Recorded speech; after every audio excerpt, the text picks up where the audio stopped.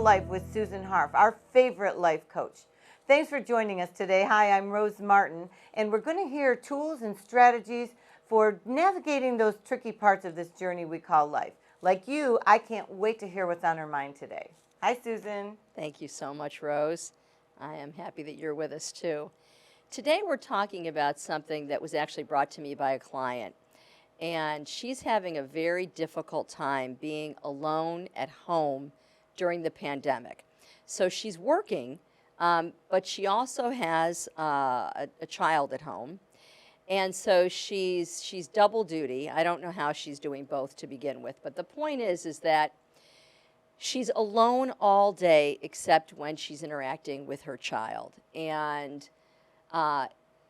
she's finding it very difficult because she's used to being in a group setting, in an office setting, where she still works in her office a lot, but she has interaction with her colleagues, her coworkers, and she's really missing that. What brought her to coaching is that she's starting to resent her husband.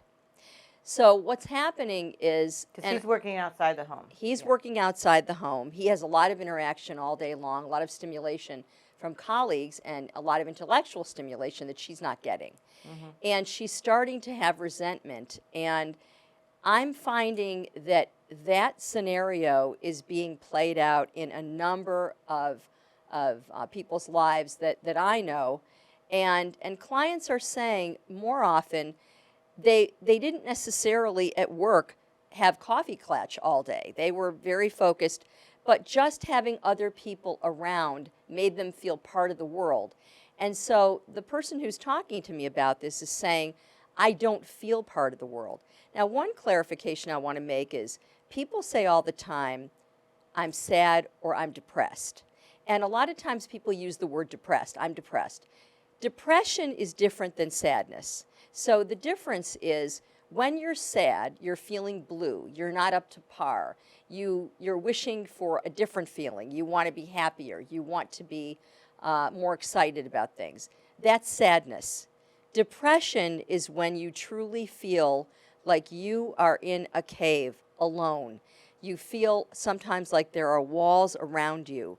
You feel sometimes when you're depressed that you can't get out of it.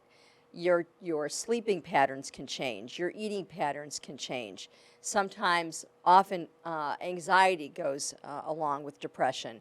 So you feel very, very anxious about what you're doing, what you're not doing, your next move, where you need to go, events coming up. So they're two very different things. Do they last different amounts of time? Yes. Usually depression is a sequence where you can start out being sad, but it rolls into a depression when it's lasting longer, and you're really sort of not able to compartmentalize about how you feel. It's not a sadness about something specific. And sometimes you don't really even know the origin. And even if you do know the origin, it doesn't mean that you can stop it. So depression is no one's fault. Right. But what happens when people talk to me about being alone and being depressed is that it can escalate, and it can escalate into dysfunctional behaviors. It can escalate into not wanting to continue to be alive. And so that's why we need to take this very seriously when you feel this way. One of the things about the client that I was speaking of is that she previously had an issue with alcoholism. And she's very concerned that she's going to start drinking. And I understand that concern because that's something that happened to her in the past, and it happened at a time when she was depressed. Oh. So I'm finding that people are talking to me a lot about feeling alone, feeling caved in, feeling resentful of their spouse who may not be working from home anymore. And I think that the first thing you need to do is you need to get help. You need to talk to a professional about how you're feeling so that you don't move along into something further and this doesn't become more dysfunctional. Secondly, for some people, there is medication that you can take to help you through it. And so, of course, I believe I'm a therapist and life coach, so I believe in talk therapy, obviously. But in addition to that, people also can get medication to help them through. And there are plenty, and you need to talk to your physician or a therapist about that because there are different medications that work for different people.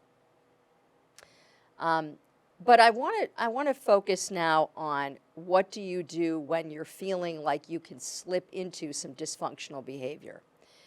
It's important when you recognize that you're feeling so alone that you change that in some way. So you may not be able to change your job, but you can talk to your supervisor, talk to your boss about the fact that there are times when you want to be relating to colleagues that are not happening now. So could we, for instance, have a time of day that we can meet as a group?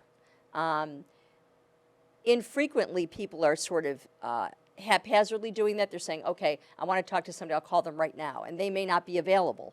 Or particularly in the workplace, I want to talk to my colleague, I need to speak with somebody about this project. And if you don't have a designated time when you're going to meet, that may not happen. People need to start looking at working at home as this is your office. Mm-hmm. So one of the things that I said to my client, and I think this is true for people who feel like they are slipping into this feeling of being so alone, is that there's no beginning, middle, and ending of their day. It's all the same.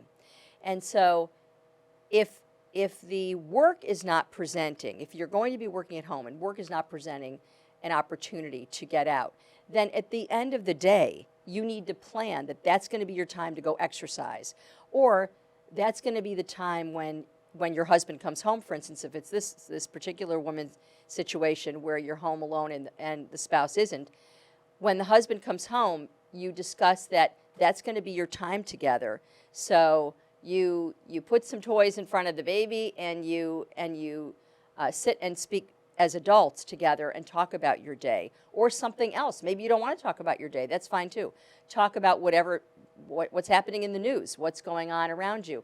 The point is that you need that stimulation from other things. You're already recognizing that you're not getting it alone all day. So you're going to either get out at the end of the day, you're going to exercise, you're going to meet a friend, you're going to do something, take a walk, go in the park. You're going to do something that is not about what you were doing all day long. And secondly, if you're starting to resent the person you live with because they're not doing what you are, then you need to talk to them about that. And you also need to build in some boundaries around what you're going to do together. So for instance, maybe you don't want to hear about his day and all the colleagues that he was with and who he went out to lunch with if that's going to make you feel worse. Mm-hmm. So instead, talk about your life together. Talk about things that you want to do as a couple and as a family and what you're looking forward to. And also talk about what you're going to do when you're not in this pandemic. Because at some point, I believe this is going to change. You are going to be able to move about more. And people will be going back to an office. And it may not be the same. It may be, you may not be working in a busy, hectic atmosphere. You might have an office in the suburbs where it's easier to get to or it's closer or whatever. Life may not go back to what we perceived as normal before. But I don't think it's going to be forever where you're working alone and that you have to feel that sadness. I'm curious about the signs. You had mentioned when you get those signs that you might be at a tipping point. Could you explain what are those signs that people should watch out for? For every person it's different, but the overall riding answer is if you're experiencing change in the way you think, in the way you think about yourself, in your level of motivation, how you go about everything you do. As I said, if you're eating less or more, if you're finding that you're sleeping a lot more or less, maybe you can't sleep. Those are a couple of indicators that are red flags. I'm also dealing with a client right now who is starting to think about having an affair. No, I mean that is certainly not the answer to being alone and feeling like you're resenting your husband because he's not there. Seeking other attention is absolutely not the thing that's going to get you out of this depression. But people's minds wander to a quick fix. And I'm not saying that alcohol is the quick fix, but if you have had dysfunction in the past, if you are using, whether it's drugs or alcohol or an affair or something you're using to get you out of thinking about what you need to deal with here, those are never going to be a solution to help get you on the road to functioning higher.